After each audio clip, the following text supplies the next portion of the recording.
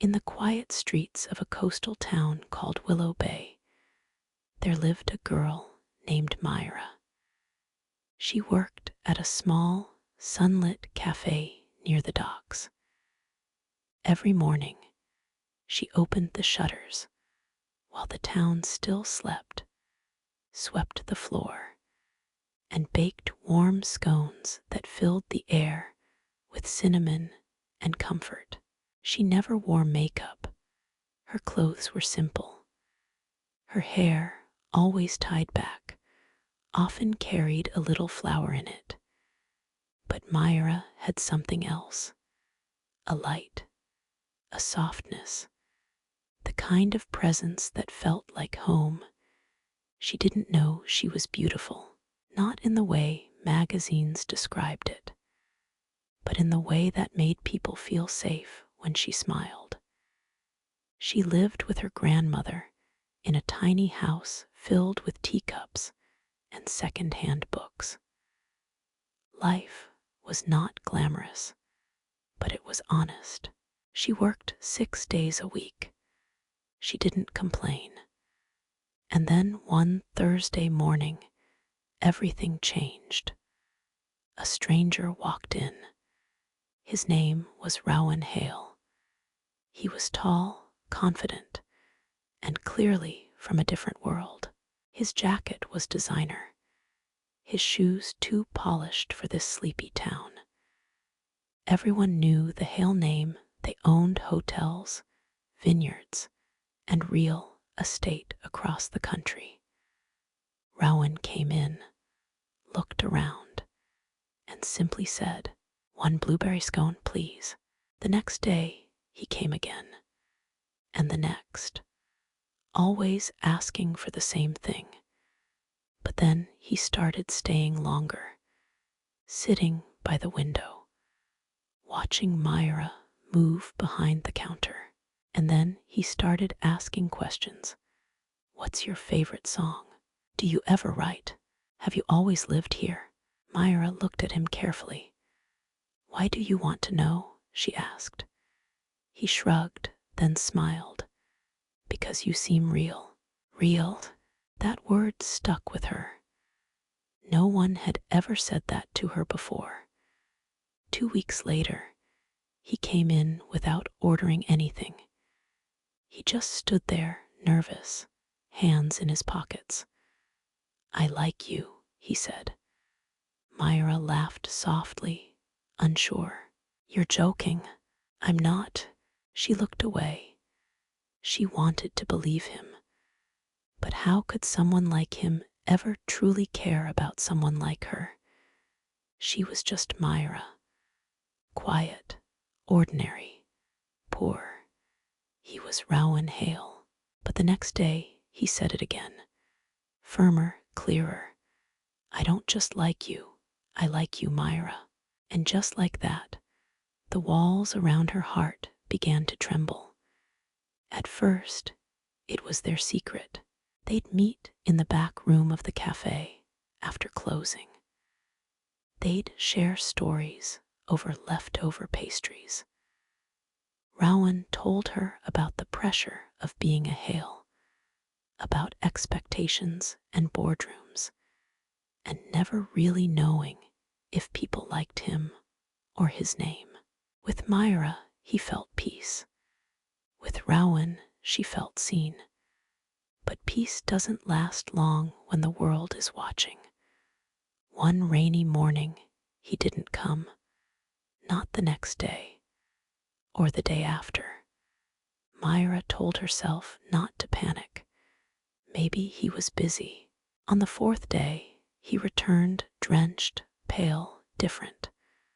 "My parents know," he said. She stopped wiping the counter. "They're furious," he continued. "They told me if I keep seeing you, they'll cut me off. No money, no place in the company, no support." Myra's breath caught. She didn't cry. She just listened. Then he added, "But I don't care. I want you." But his words didn't calm her. They made her afraid. You'll lose everything, she whispered. He nodded. If that's what it takes. Myra didn't answer, but her heart began to ache. That night, she lay awake, asking herself the question that wouldn't let her sleep. Should I let him ruin his future for me? At the same time, someone else began to move behind the scenes. Her name was Celeste, daughter of a shipping tycoon, family friends with the Hales. She had grown up expecting Rowan to be hers. She was polished, poised, and perfect in her world's definition, and she didn't like being ignored. Celeste came to the cafe one day. Her heels clicked against the wooden floor like thunder. Myra looked up from behind the counter. I'll have a black coffee, she said. Then, with a cold smile, added, You don't belong with Rowan. Myra said nothing. He has a future, you don't. Don't drag him down. That night, Myra couldn't sleep. Maybe Celeste was right. Maybe love wasn't enough. The next day, Rowan came with wildflowers and a smile. I want you to meet my friends, he said. But Myra just looked at the floor. Maybe we should stop, she said. He stared at her, stunned. Why? She didn't answer. But in her heart, Celeste's words echoed. You don't belong in his world. The next week broke her. Rowan's parents took his car, his money, his apartment, his phone. If you want to live like a poor man, his father said, go ahead. So Rowan walked. Every day, through the rain or the heat, he came to see Myra. But something was different. She stopped laughing, stopped talking. Her heart grew heavy with guilt. And then she did the hardest thing she'd ever done. She wrote a letter.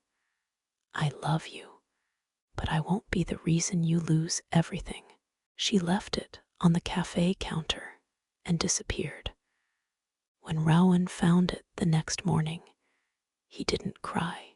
He just walked out the door and didn't look back. That same evening, Celeste hosted a lavish party. The Hale parents came, business elites came, and Celeste smiled for cameras. Rowan will come, she told her friends. He never did. He was sitting on the cafe steps, waiting in silence. Myra returned hours later to pick up her bag. She saw him there. You came, she said, surprised. He handed her the letter. You don't get to decide for both of us. I choose you. For the first time in days, Myra felt something deep inside her chest. Hope. The next morning, something unexpected happened. Rowan's mother stepped into the cafe. She was elegant, reserved, and had never set foot in places like this. Myra froze. I found this, the woman said, placing a folded piece of paper on the table. It was Myra's goodbye letter. He gave this to me yesterday, she added. He loves you. Myra didn't speak. She didn't know what to feel. Then Rowan's mother said something Myra never expected. I heard what Celeste said. She lied. You weren't trying to take him from us. You were trying to protect him. She paused. I judged you for not having wealth. But you have something we don't, honesty. Soon after, Celeste's voice message leaked. Her words, manipulative and cruel, spread like wildfire. People began asking questions. Celeste left town a week later. But the real surprise came after. Rowan's father entered the cafe. He didn't speak much, but after a long silence, he said, When I was your son's age, I loved someone like you. My father said no. I listened, and I've regretted it every day since. He looked at Myra. I won't make my son repeat my mistake. From that day forward, the air felt lighter. Rowan moved into a tiny room above the cafe. He learned to brew coffee, bake muffins, and sweep the floors. He smiled more. He slept better. He was free. 3 months later, his father came again. He handed Rowan a sealed envelope. Inside was a simple note. The family business is yours, if you still want it. Rowan looked at Myra. She smiled. You don't have to choose anymore. He shook his head gently. No, he said. We have a future now, both of us. Myra used to think she had nothing to offer. Rowan used to believe success meant following a map drawn by someone else. But they both learned something rare. Love isn't about what you have. It's about what you're willing to give.